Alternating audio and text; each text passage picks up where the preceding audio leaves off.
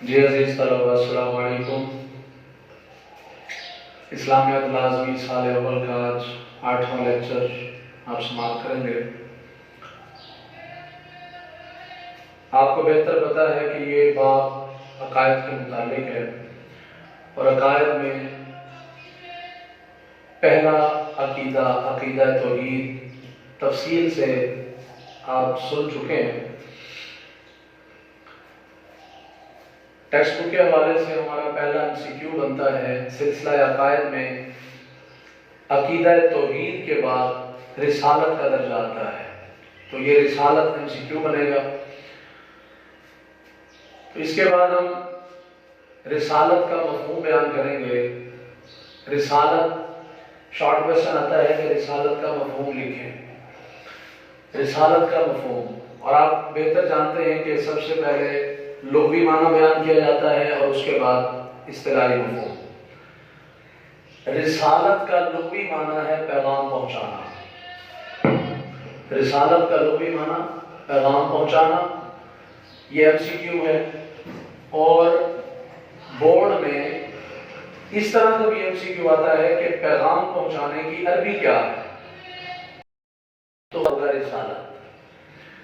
یہ لغوی معنی بیان ہو گیا، اور اصطلاحی مفہوم یہ ہے کہ رسالت وہ منصب ہے جس کے ذریعے اللہ اپنے پیغامات اپنے بندوں تک پہنچاتا ہے۔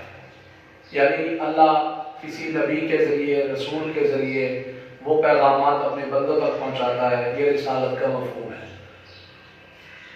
اس کے بعد ایک شارٹ کویسچن آتا ہے کہ رسول اور نبی میں فرق بیان کریں۔ رسول اور نبی کا فرق کیا ہے؟ تو رسول اور نبی کا فرق آپ کو بہتر پتا ہے کہ دو چیزوں کی اگر تعریف کر دی جائے، دو چیزوں کی ڈیفینیشن کر دی جائے تو آٹومیٹکلی ان کا فرق بیان ہو جاتا ہے۔ رسول اور نبی کا فرق جب ہم بیان کریں گے تو اس کے اندر ایک ہم ہیڈنگ دیں گے، رسول اور نبی کا فرق۔ درمیان میں ایک لائن لگائیں گے، دائیں طرف رسول کے متعلق جو بھی ہماری معلومات ہے وہ لکھیں گے، بائیں طرف نبی کے متعلق جو ہم معلومات ہیں وہ لکھیں گے۔ سب سے پہلے لکھیں گے رسول کا معنی۔ رسول کا معنی یہاں لکھیں گے پیغام پہنچانے والا، یہ ہو جائے گا رسول کا معنی۔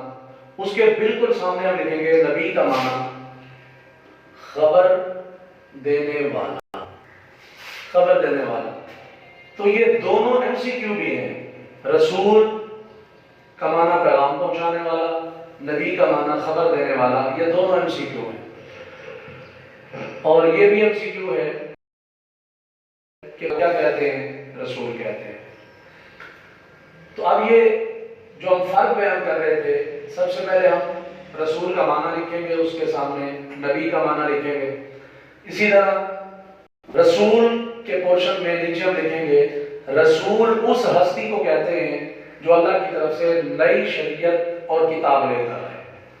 اسی طرح اس کے سامنے ہم لکھیں گے نبی اس ہستی کو کہتے ہیں جو نئی شریعت اور کتاب نہ لے کر آئے، بلکہ پہلے سے موجودہ جو شریعت اور کتاب ہے اسی کی تبلیغ لوگوں کو کرے۔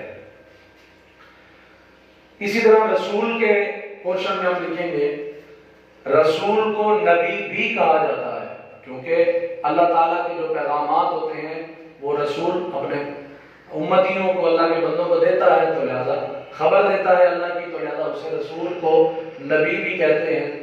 جبکہ نبی کو رسول نہیں کہا جا سکتا، کیونکہ اس پر نئی شریعت نہیں اتری، اس پر نئی کتاب نہیں اتری، وہ پہلے سے موجودہ کتاب اور شریعت کی تبلیغ کرتا ہے، تو لہذا نبی کو رسول نہیں کہیں گے، رسول کو نبی کہا جا سکتا ہے۔ یہ شارٹ کویسچن کا آنسر مکمل ہوا۔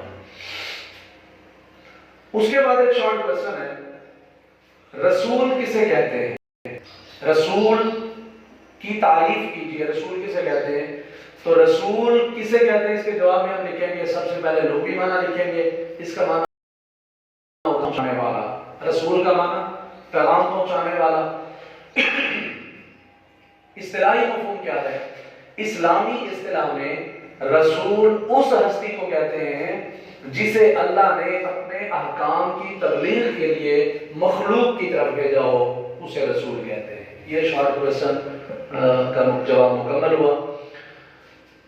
اس کے بعد چونکہ یہ رسولوں پر جو پیغامات نازل ہوتے ہیں وہ وحی کے ذریعے نازل ہوتے ہیں، تو وحی کیا ہے؟ وحی کا مفہوم بیان کریں، شارٹ کویسچن ہے یہ، وحی کا مفہوم بیان کریں۔ سب سے پہلے آپ کو پتا ہے کہ کسی بھی چیز کا جب ہم مفہوم بیان کرتے ہیں تو اس کا سب سے پہلے لوگ کیا بیان کرتے ہیں، ورڈ میننگ بیان کرتے ہیں، اور یہ بھی ذہن میں رکھیے کہ جو ورڈ میننگ ہوتا ہے وہ MCQ ہر حال میں بن سکتا ہے۔ تو وحی کا لغوی معنی دل میں چپکے سے بات ڈالنا یا اشارہ کرنا، اب یہ دونوں MCQ بن سکتے ہیں۔ اصطلاحی مفہوم کیا ہے؟ اللہ کا وہ پیغام جو وہ اپنے رسول کی طرف فرشتے کے ذریعے نازل کرتا ہے یا براہ راست دل میں ڈال دیتا ہے یا پھر پردے کے پیچھے سے سنوا دیتا ہے، اس کو وحی کہتے ہیں۔ تو وحی کا مفہوم یہ ہوا کہ اللہ کا وہ پیغام جو اللہ اپنے رسول کی طرف کسی فرشتے کے ذریعے بھیجتا ہے یا پردے کے پیچھے سے سنوا دیتا ہے یا پھر براہ راست دل میں ڈال دیتا ہے۔ اب آپ کو سمجھ میں آ گیا ہوگا کہ وحی 3 طرح سے نازل ہوتی ہے، تو اسی پر بھی ایک شارٹ کویسچن بنتا ہے، وحی کی قسمیں، وحی کی نزول وحی کی صورتیں بیان کریں، یعنی نزول وحی کتنی صورت کی ہوتی ہے؟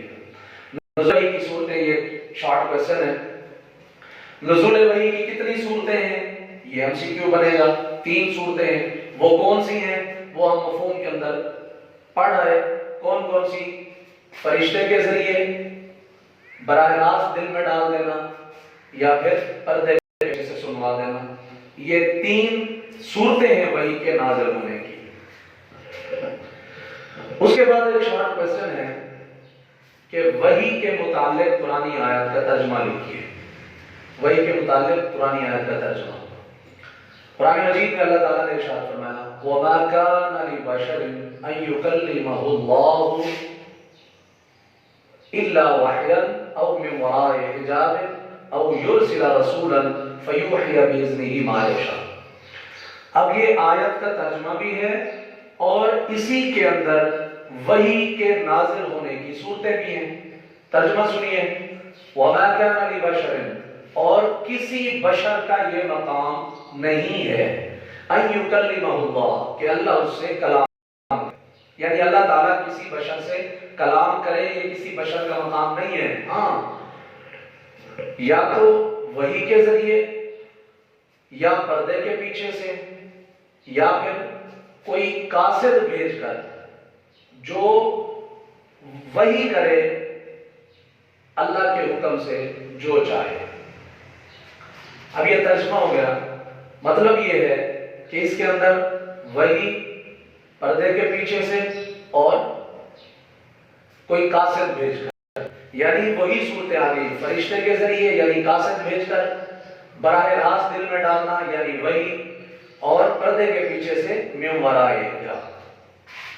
اس کے بعد آگے سوال ہوتا ہے کیا اللہ تعالیٰ نے ہر امت کی طرف رسول بھیجے ہیں؟ قرآن آیت ہے، اس کے مطابق ترجمہ لکھتے ہیں۔